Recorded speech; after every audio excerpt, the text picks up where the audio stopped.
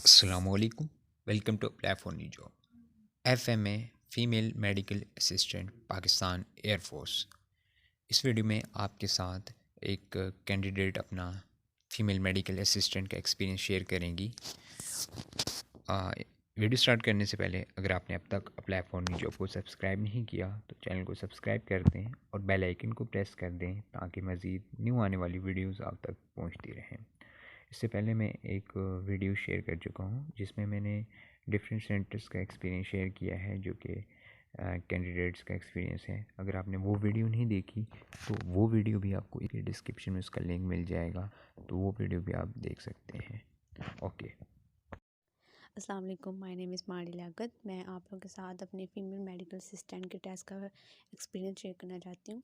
मेरा टेस्ट 1 जनवरी को हुआ और मेरा सेंटर था लाहौर। तो आपने सबसे पहले अपने घर से जल्दी जाना है ताकि आपको वहाँ पे एंट्री आपकी जल्दी हो जाए। नहीं तो फिर अगर आप लेट जाएंगे तो फिर आपको बहुत ज़्यादा लंबी लाइन होगी बाहर, उसमें आपको फिर इतनी देर वेट करना पड़ेगा। फिर आपने वहाँ पर जो आपके डोर पे वो डॉक्यूमेंट्स चेक करके आपको अंदर भेजेंगे, उसके लिए आपके ओरिजिनल डॉक्यूमेंट्स आपके पास होने चाहिए। स्मार्ट आईडी कार्ड, मतलब स्मार्ट कार्ड होना चाहिए आपके पास, और आपके पास आपकी मैट्रिक की डिटेल मार्कशीट होनी चाहिए जो आपको स्कूल की तरफ से मिलती है रिजल्ट पे, या जहाँ से भी आपने किया हो। और उसके बाद अगर आपको मैट्रिक के हुए 2 साल हो चुके हैं तो आपके पास वो सनद भी होनी चाहिए ओरिजिनल आपकी, और अगर नहीं हुए तो फिर नहीं।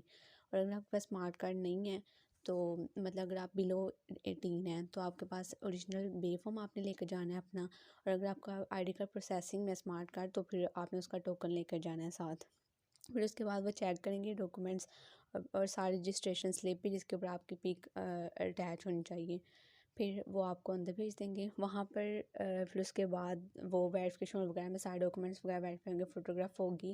फिर उसके बाद जब जैसे जैसे कंप्यूटर फ्री होते जाएंगे वो आपको टेस्ट के लिए भेजते जाएंगे, एक एक करके, या दो दो तीन तीन कैंडिडेट्स को। फिर उसके बाद कंप्यूटराइज टेस्ट होगा, तो आपको जिसको माउस और कीबोर्ड ईज़िली यूज़ करना आता होगा उसके लिए ईजी होगा। तो सबसे पहले आपने वहाँ पर आपको वो प्रोसीजर बता देंगे किस तरह आपने स्टार पेपर करने हैं। तो पहले इंटेलिजेंस टेस्ट हुआ, उसमें 100 MCQs थे, 40 मिनट्स में करने थे। वो बेसिकली उन्होंने इसलिए वो लिया था टेस्ट के वो जज करना चाहते हैं कि हम इतने मिनिमम टाइम में कितने MCQs अटैम्प्ट कर सकते हैं। तो मेरे 100 में से 83 MCQs हुए थे तो टाइम ख़त्म हो गया था। फिर उसके बाद वो आगे से आ गया था रिप्लाई, कॉन्ग्रेचुलेशंस, मतलब मेरा ये पास हो गया था। अगर आपका नहीं पास होगा तो वहाँ पे आ जाएगा कुड नॉट क्वालिफाई, तो वहीं पे आपको वो वापस भेज देंगे। अगर कॉन्ग्रेचुलेशंस आएगा तो आपका पास हो गया। फिर उसके बाद उसमें जो 40 पहले थे वो वर्बल थे।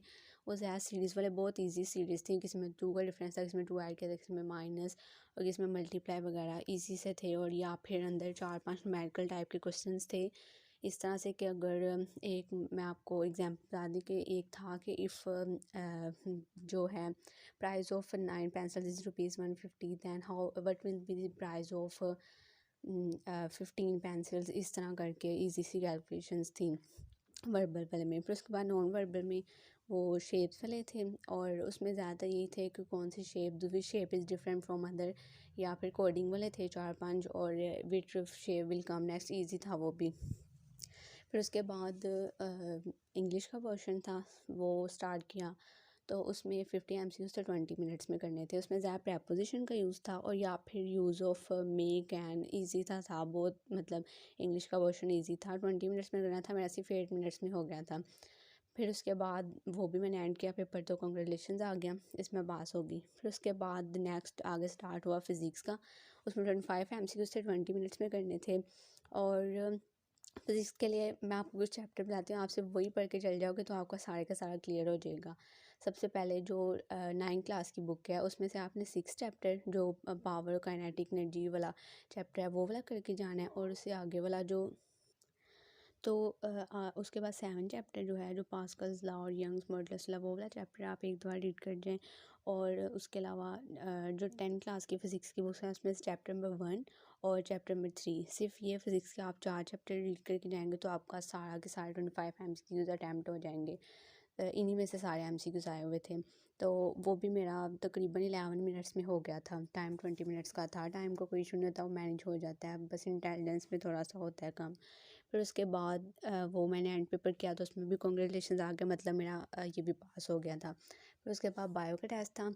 बायो के टेस्ट में भी मैं आपको कुछ चैप्टर्स बताती हूँ, उन्हीं में से सारा आया हुआ था, बहुत ईजी था वो। एक चैप्टर नंबर आपका जो 9th क्लास की बुक है उसमें से चैप्टर नंबर 1 और चैप्टर नंबर 4 और उसके अलावा चैप्टर नंबर 7, 8 और 9, सिर्फ ये चैप्टर 9 की बुक में से कोई MCQs नहीं आया था। सिर्फ ये 9 के 5 चैप्टर आप पढ़ लें तो आपके सारे MCQ अटैम्प्ट हो जाएंगे, सारे इन्हीं में से थे। बहुत ईजी सा था। बायो का बस 20% डिफ़िकल्ट था पोर्शन, बाकी सारा ईजी था। तो इस तरह फिर मैंने वो मेरा हो गया था 13 मिनट्स में। फिर मैंने एंड पेपर किया तो मेरा आ गया कांग्रेचुलेशंस, मतलब मेरे सारे टेस्ट पास हो चुके थे। और फिर मैं जहाँ पे इन्विजिलेटर्स थे उनके पास मैं गई, फिर उन्हें मैंने बताया मेरे पास हो गए हैं। फिर उन्होंने मेरे से डॉक्यूमेंट लेके स्टैंप लगाई। फिर उन्होंने मुझे कहा कि अब आप पर्सनैलिटी टेस्ट होगा। फिर पर्सनैलिटी टेस्ट में उन्होंने कहा था बस आप ये फॉर्मेलिटी आप बस जल्दी से कर दो। वो थे 133 MCQs थे पर्सनैलिटी टेस्ट के और 30 मिनट्स में वो आपने करने थे।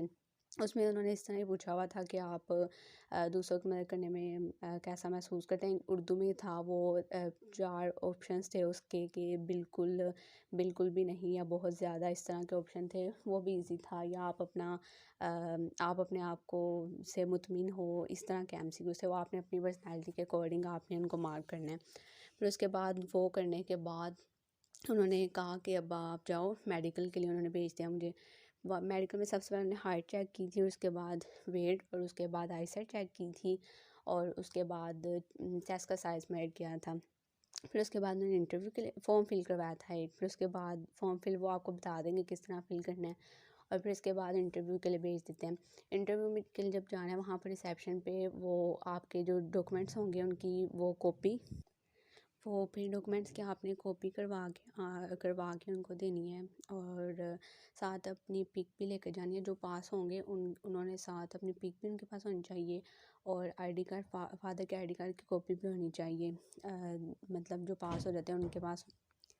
वहाँ पर उन्होंने जो लिए थे, उन्होंने फादर के आईडी कार्ड की कॉपी ली थी, मेरे आईडी कार्ड की कॉपी और उसके अलावा मैट्रिक के रिज़ल्ट की कॉपी, सनद की कॉपी। और अगर आपने उसे आगे भी पढ़ा हुआ है, मतलब जैसे मैंने FSC की हुई थी तो उन्होंने FSC के रिज़ल्ट की कॉपी भी ली थी साथ, वो सब कुछ अटैच कर दिया था उन्होंने।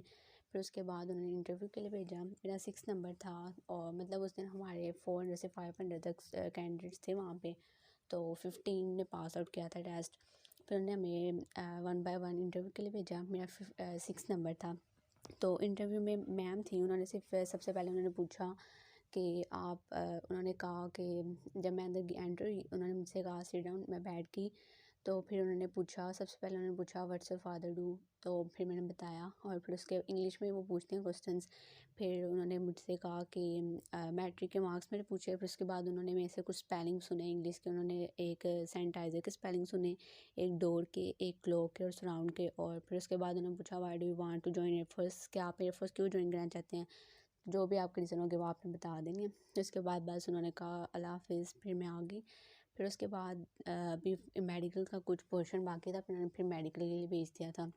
उसमें उन्होंने मेडिकल में फिर चेक किया था, उन्होंने नीज़ चेक किए थे, नीज़ के आपके दोनों साथ नहीं जुड़ने चाहिए नीज़, ये चेक किया था। और उसके बाद ईयर चेक किए थे और उसके बाद उन्होंने चिन चेक की थी और और और फिर उसके बाद उन्होंने हमारी आर्म्स चेक की थी, आर्म्स की शेप।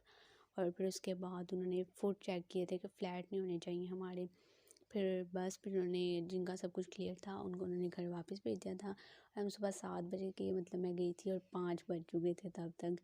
और फिर उसके बाद मेरा जो था वो नी नोकिंग का प्रॉब्लम था, तो उन्होंने उसके लिए रेफ़र फॉर्म दिया था। जिनके जो भी प्रॉब्लम था उनको रेफ़र फॉर्म दे रहे थे। वो इसलिए दे रहे थे कि उन्होंने मैं कहा था PAF के आपने हॉस्पिटल में जाना है और वहाँ से फ़िटनेस सर्टिफिकेट लेकर आना है डॉक्टर से और यहाँ पे सबमिट करवा कर जाना है। तो बस ये मेरा एक्सपीरियंस है और best of luck to all of you for your test. बस जो आपको